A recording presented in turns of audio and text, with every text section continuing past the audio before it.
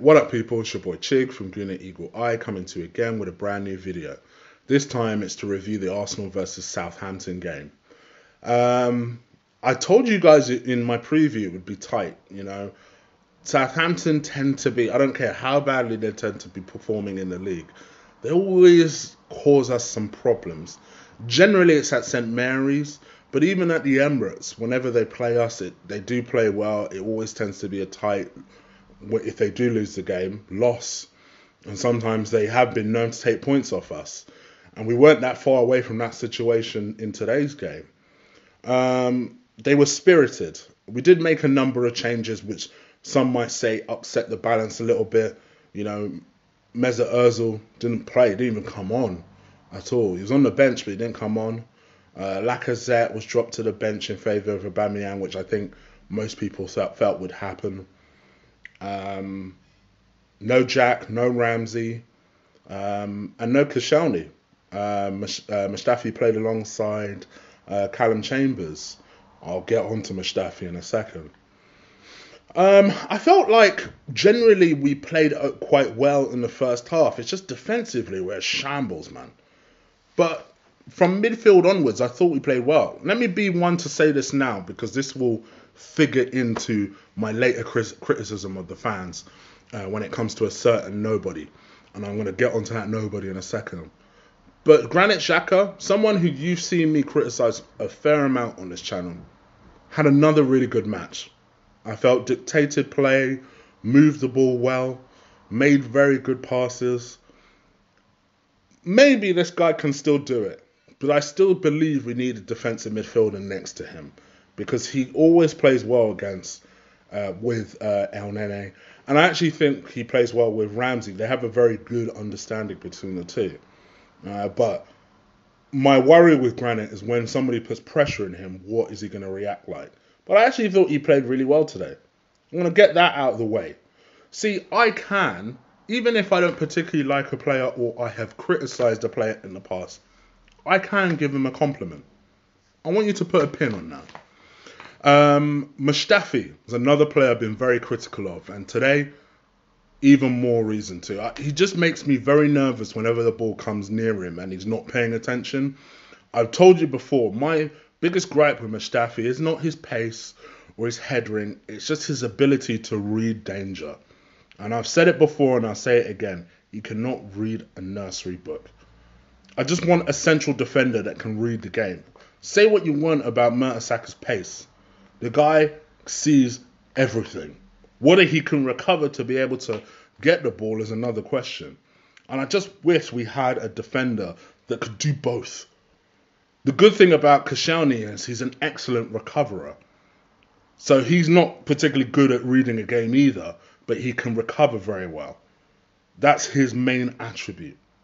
Whereas with Mustafi, he doesn't have either. He can't recover and he can't read the game. So he's just a very infuriating player. And that's what led to the first goal. The corner came in, there was hesitation between Cech and Mustafi, and before you knew it, they scored. It was almost inevitable that they would score. And it was just such an annoying. Initially, when I saw the goal, I put the blame on Mustafi, I must admit. I put a little bit of blame on Cech. I reckon there was some sort of call that came in. He decided not to get there and then started blaming Mustafi about it. David Seaman seems to agree because he tweeted out immediately, I blame Cech for that. Completely blame Cech for that. So, I don't know. It's just our defence is a shambles. It is what it is. But then Aubameyang, this is why you have world-class talent in the team. Immediately got us back into the game. He had a fairly quiet game, to be honest. But that's why you have world-class talent. Even when they have a quiet game, they can still produce when they get a chance. And that's exactly what happened. Ball fell to him. Soon equalised. And then we took over the game.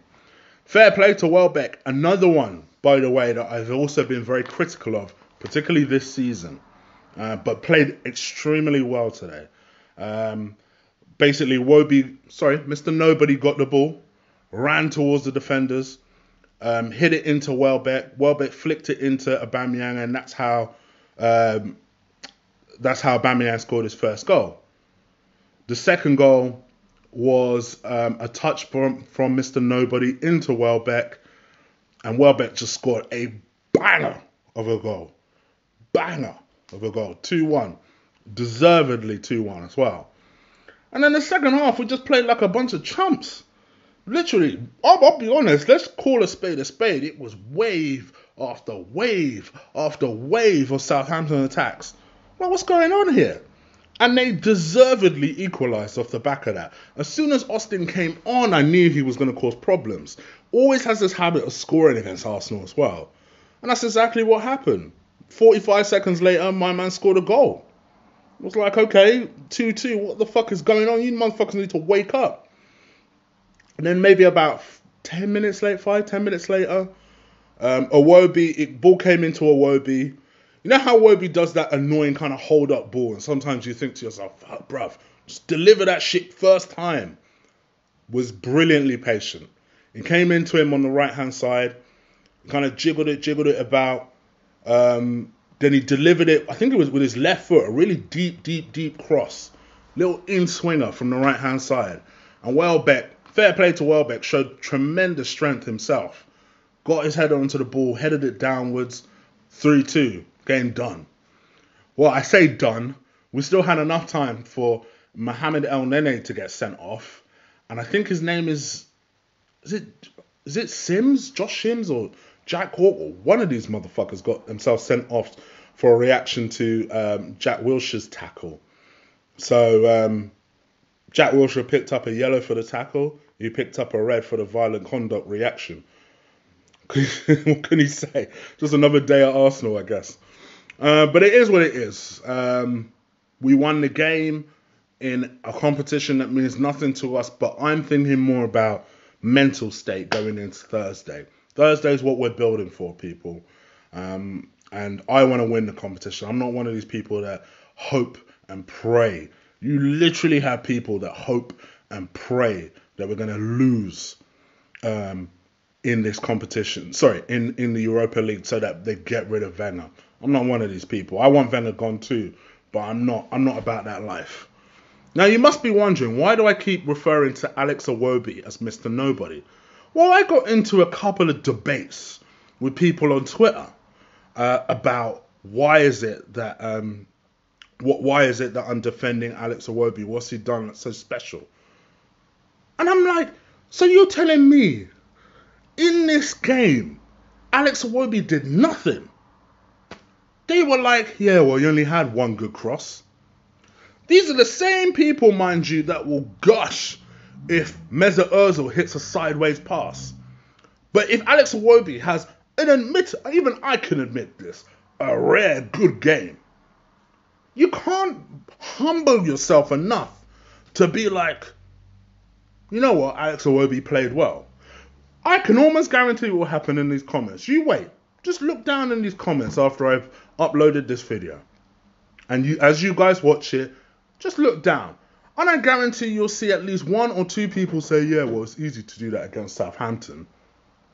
And that's my issue.